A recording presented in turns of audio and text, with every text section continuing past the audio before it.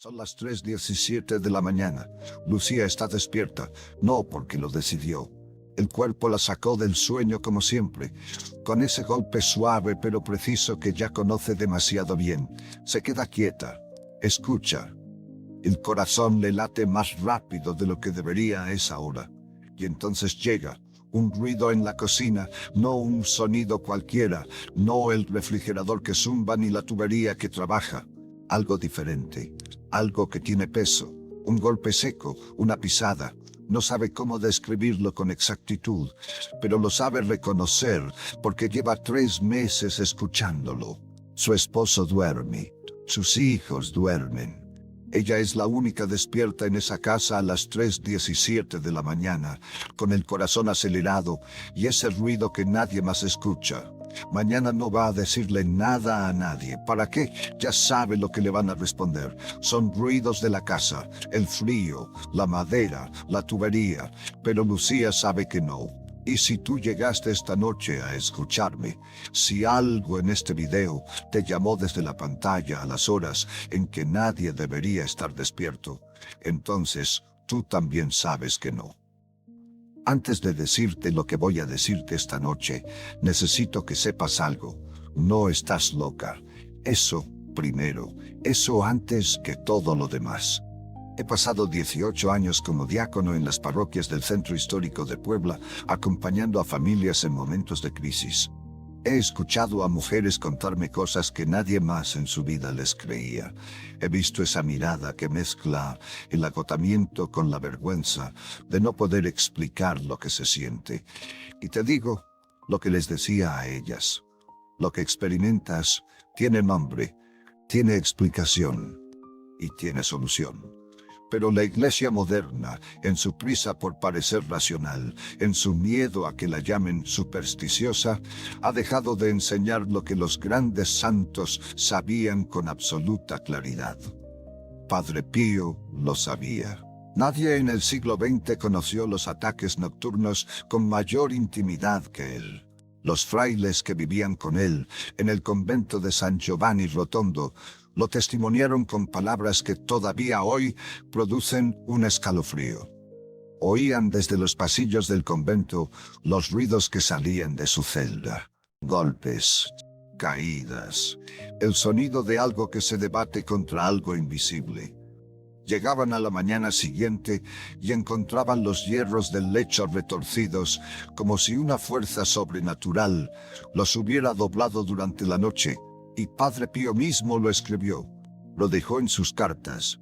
Estos demonios no paran de golpearme, incluso haciéndome caer de la cama. Me arrancan la camisa para golpearme. Eso está en el epistolario, documentado, con nombre, con fecha, con testigos. El hombre más santo de su época, el sacerdote con los estigmas de Cristo en las manos, el confesor al que viajaban en tren desde toda Europa para recibir dirección espiritual. Ese hombre se despertaba a las 3 de la mañana con el lecho retorcido. Entonces Lucía, cuando se despierta a las 3:17 con un ruido en la cocina que nadie más escucha, no está loca. Está percibiendo algo que Padre Pío hubiera reconocido de inmediato. Quiero hablarte de algo que la Iglesia enseñó durante siglos y que pocas personas conocen hoy. La hora. Las 3 de la mañana no es un fenómeno aleatorio. No es que el cuerpo se despierte por casualidad a esa hora en particular. No es que la casa haga más ruido a esa hora que a las 2 o a las 4. Hay algo más profundo que eso. La tradición católica, respaldada por los propios escritos de los exorcistas más importantes del siglo XX, enseña algo muy preciso. Jesús murió en la cruz a las 3 de la tarde. Lo dice el Evangelio de Mateo, capítulo 27, versículos 46 al 50. La hora nona, que en el sistema romano era las 3 de la tarde. Las 3 de la mañana es la inversión exacta de ese momento. El punto del ciclo de 24 horas más alejado de la gracia de la pasión de Cristo. Y el padre Gabriele Amorth, que fue exorcista jefe del Vaticano durante décadas y que era devoto profundo de Padre Pío, Lo documentó en su libro con una claridad que no deja margen para la duda. El enemigo actúa con mayor intensidad entre la medianoche y las 4 de la mañana, pero especialmente a las 3. Especialmente en esa hora que es la sombra invertida de la muerte de Cristo en la cruz. Y agrega algo que esta noche necesitas escuchar completo. No en todos los hogares, no de forma aleatoria. En los hogares donde ya existe lo que él llama una puerta abierta, una puerta de entrada espiritual. Puede ser un objeto, puede ser una persona, puede ser algo que se regaló con una intención que no era limpia. Y esa puerta abierta es exactamente lo que esta noche vamos a entender y lo que en los próximos 7 días vamos a cerrar. Aquí viene lo que nadie te va a decir en ninguna parroquia. Y puede que sea lo más importante de todo lo que hemos hablado. Padre Pío tenía algo que sus biógrafos documentaron y que sus directores espirituales confirmaron. Él distinguía con claridad entre el ruido natural y el ruido espiritual. No era ignorante ni supersticioso. Era un hombre de una inteligencia espiritual excepcional. Y enseñaba a sus hijos espirituales algo que yo voy a repetirte esta noche, palabra por palabra. Cuando una casa tiene carga negativa traída por terceros, los sonidos nocturnos sin explicación son la primera señal de alerta. Carga traída por terceros. ¿Qué significa eso? Significa que la puerta de entrada no siempre la abre el que vive en la casa.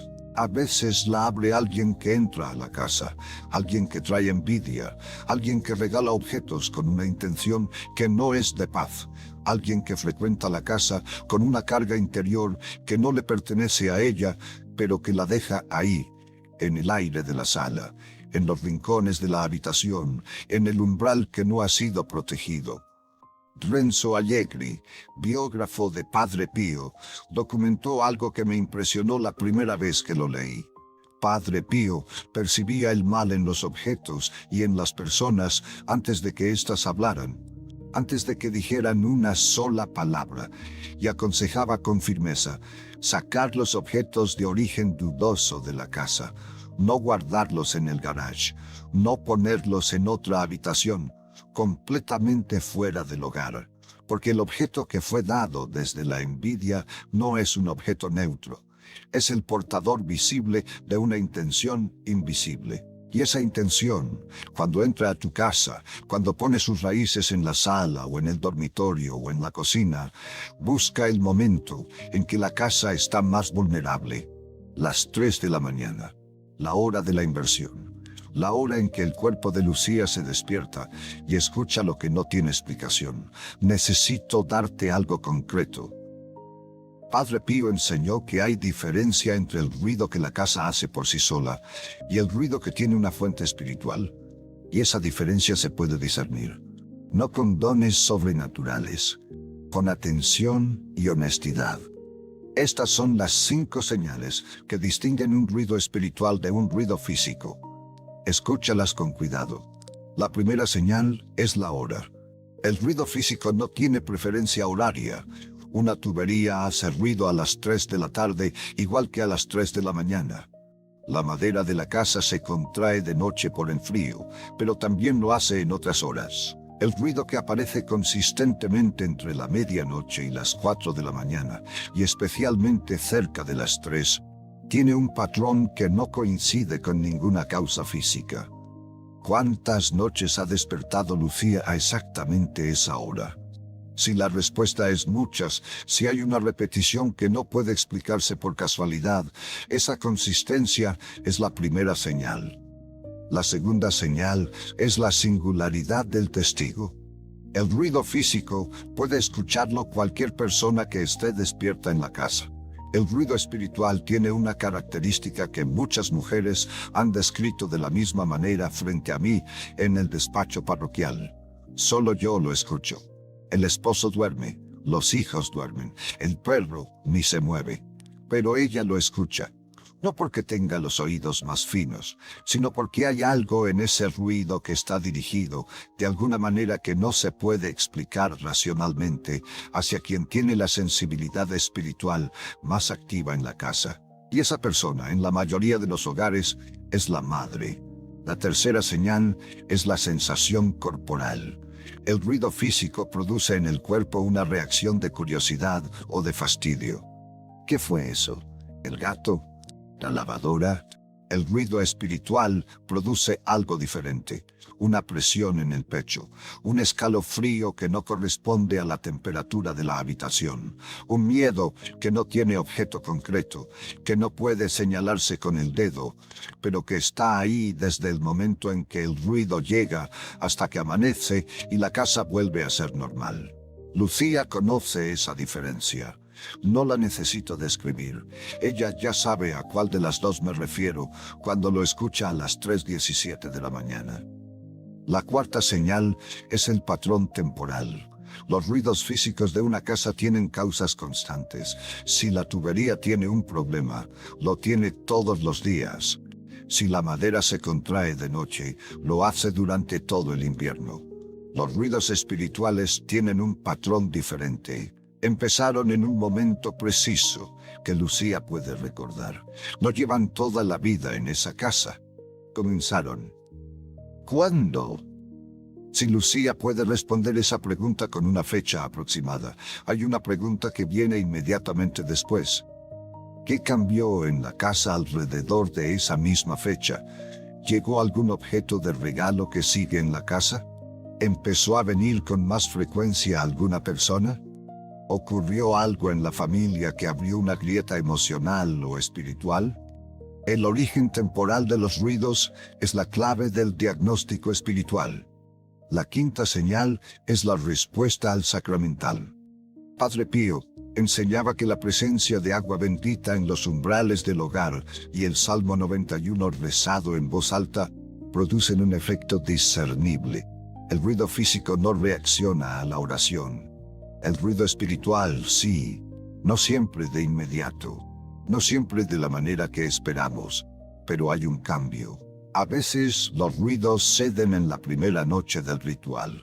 A veces se intensifican brevemente y luego se van. A veces el silencio llega gradualmente, como la luz del amanecer, sin que se pueda señalar el momento exacto en que la oscuridad terminó. Pero hay un cambio. Y esa respuesta al sacramental es la confirmación más clara de que lo que Lucía escucha no tiene su origen en una tubería. Quiero hablarte de Doña Remedios. Tenía 61 años cuando llegó a verme. Viuda desde hacía 5. Vivía sola en la casa donde había criado a sus 4 hijos, en el barrio del Analco, aquí en Puebla. Llevaba 8 meses sin dormir bien. No todos los días, me aclaro. No era insomnio de todos los días. Era peor, era selectivo. Se despertaba exactamente entre las 3 y las 3:30 de la mañana. Siempre ese margen. Siempre una variación de pocos minutos alrededor de las 3. Un ruido diferente cada noche. A veces pasos en el pasillo. A veces algo que caía en la cocina. A veces un golpe en la puerta que daba al patio. Un golpe suave, como de nudillos, que cuando ella se levantaba a mirar, no encontraba a nadie. Sus hijos le decían que era la casa hablando, los ruidos de expansión y contracción de las noches frías de noviembre, de diciembre, de enero. Pero doña Remedios me miró como solo miran las personas que ya saben la respuesta y necesitan que alguien más la confirme. Me dijo: Padre Marcelino, esta casa la habito hace 30 años. Conozco todos sus ruidos. Estos no son los ruidos de mi casa. Le creí. Le hice una pregunta. Solo una. ¿Cuándo empezó esto exactamente? Ella pensó. Cerró los ojos un momento.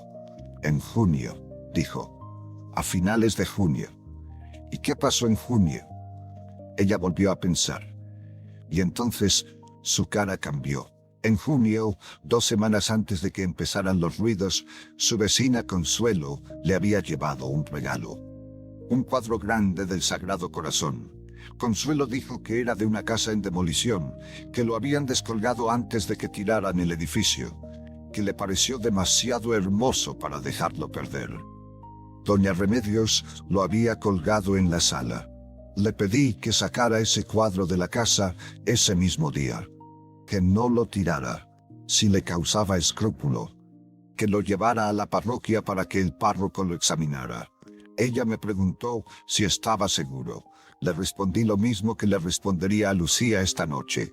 No tengo certeza de nada, pero la fecha coincide. Los ruidos son consistentes con lo que Padre Pío describía, y el costo de sacar el cuadro es cero. El costo de dejarlo si tiene carga no lo sabemos todavía. Doña Remedios sacó el cuadro esa misma tarde.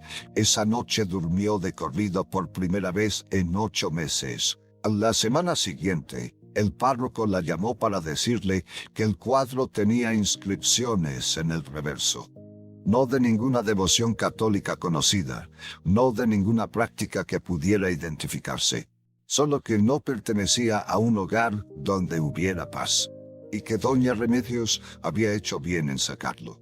Pero necesito ir más profundo todavía, porque lo que Padre Pío enseñó sobre las 3 de la mañana no termina con el objeto y con el umbral. Hay algo más. Algo que la Iglesia enseñó durante siglos con una claridad que hoy se ha perdido casi por completo. Santa Faustina Kowalska, la mística polaca, cuya canonización fue impulsada por el propio Juan Pablo II, recibió revelaciones sobre esta hora, no como hora del terror, como hora de la misericordia. Jesús, según su diario espiritual, le pidió que esta hora, las 3 de la madrugada, fuera la hora de la oración más poderosa. La hora en que la gracia de la pasión, que el enemigo intenta invertir con sus ataques, está disponible con una fuerza especial para quien la pide. Padre Pío rezaba el rosario de madrugada, no como costumbre devota sin significado, como combate espiritual consciente. Tomaba la hora que el enemigo había convertido en instrumento de terror y la convertía en instrumento de oración. Y eso es exactamente lo que esta noche quiero darte. No el miedo a las 3 de la mañana. La herramienta para que cuando lleguen las 3 de la mañana, Lucía ya no esté sola, ya no esté con el corazón acelerado sin saber qué hacer, sino protegida, con el umbral marcado con agua bendita, con el Salmo 91 activo en su casa, con Padre Pío intercediendo desde un lugar donde el tiempo no tiene los límites que nos limitan a nosotros. Las 3 de la mañana pueden ser la hora más oscura o la hora más poderosa. Eso lo decide la disposición espiritual del hogar. Y esa disposición empieza esta noche. Voy a darte algo concreto, algo que puedes empezar esta noche, antes de que el sol salga mañana, antes de que la casa vuelva a su ritmo de día.